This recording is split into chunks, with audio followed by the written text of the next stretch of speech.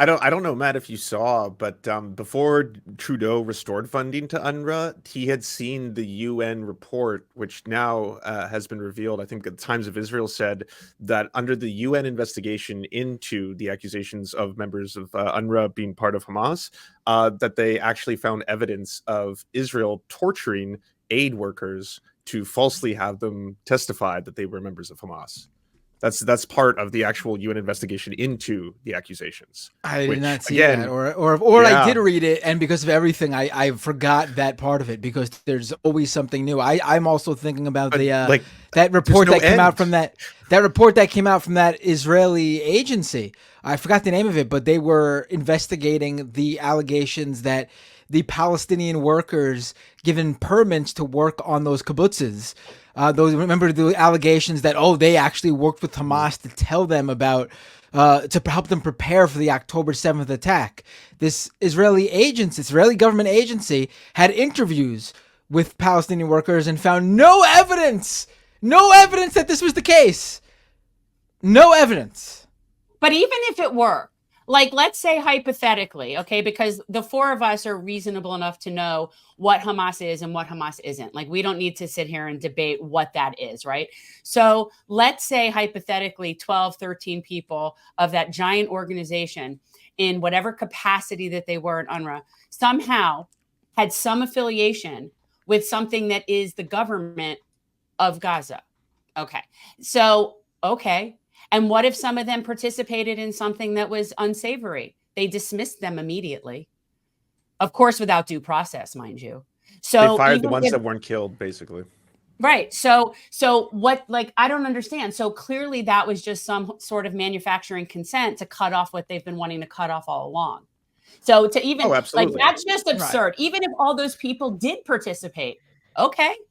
So they participated. So look into that criminally if you need to, investigate it, fire them. I don't know, whatever. But what does that have to do with all of the Palestinian people and their aid? Like, I do not understand this. So yeah.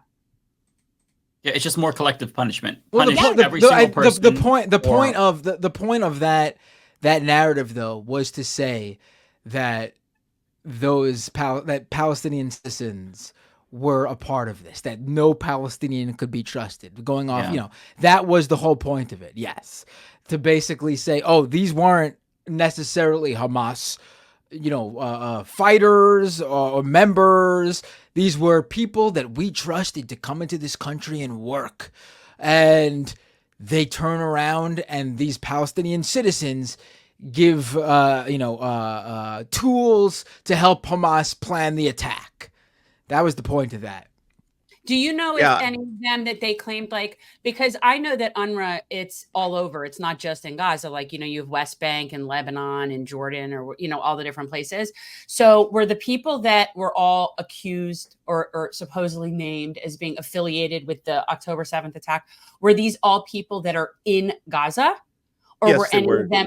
They were all people that worked in Gaza. And it was 12 employees, which I think works out to something like 0.067% of the entire workforce. So even that, like, in and of itself, I thought was like really messed up. But of the people who weren't killed that day, because there were several members who lost their lives, they investigated the remaining ones. And yes, the UN found apparently their report hasn't been released, but according to the sources like Times of Israel, they found that they were not only not complicit in October 7th, but that they were tortured by the Israeli government to try and testify that they were by waterboarding. So it's another one of those situations where, like, maybe people don't like being born in captivity. It's just a thought, putting that out there. Maybe that's unsettling for people and it causes them to have a certain amount of anger and retaliation. Just saying. Isn't it 30? Is it 30,000 employees? That's part of UNRWA. And they say it was 13. 12. And that's 12 why they suspended. Yeah, that's what wrong one. Let's see here. Yeah, 13 people out of 30,000. It's so crazy. Yeah. And again, no due process anywhere. None. Not regarding the people. No due process. Just everybody just decides to cancel funding for everything without any investigation or due process. And one of the reasons why they are specifically targeting the UNRWA is because it's not just a feeding program or a food program, it's an employment program. It's actually supposed to help give Palestinians a quality of life and a dignity in that they can employ them, they can have them work as, part of their own liberation or help or rescue, that kind of stuff. It goes a lot deeper than simply being like they deliver rice or something like that. Mm-hmm. Yeah, it's really sad. It's hard to not feel hopeless because, we're supporting this, indirectly with our tax dollars. It's very frustrating. I feel like I'm going to be atoning for the rest of my life just for my own part in any amount of the Zionist nonsense that I did growing up. And this is just like, this whole thing is weighing on me. Like, it's just adding to that, and I'm so angry that and the people that are holding this up and just doing this, like it's somehow in any way for why they're saying that they're doing it and why anybody believes that is just, I don't know. This is a purposeful genocide. They're selling waterfront property and getting natural gas leases. Like I don't, it's very clear, so. Right. They're using October 7th as a justification for what they've been wanting to do, right? Like they want Gaza, so, and that's not to say that October 7th was fine and I don't condemn Hamas, because obviously I do. We have to do our regularly hourly condemnation of Hamas. But yeah, it is a genocide. It's intentional. It's purposeful. They are targeting. But why do we have to condemn Hamas? Like, I'm serious. Like, why? Do I condemn people that do certain acts? But Hamas is like a huge organization that has multiple arms and factions, and only one part of it is militant. Like, I just feel like nuance matters. I feel like if I was born in a concentration camp or in a ghetto of some kind where I was locked in, and I were to rise up and fight against that, really? Like, I guess I just, Well, you know what it is, and there was a really good conversation between Mehdi Hassan and Piers Morgan about this.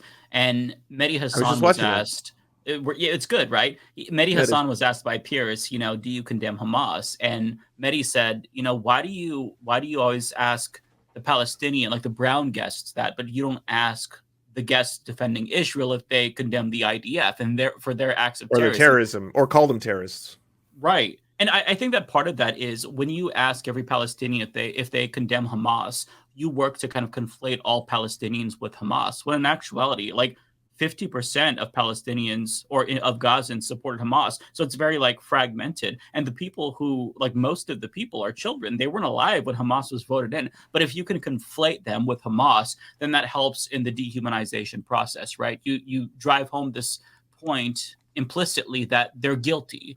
They're all perpetuating this terrorism, and so if they get killed, then it's justified because they're all Hamas. So that's why I think it is.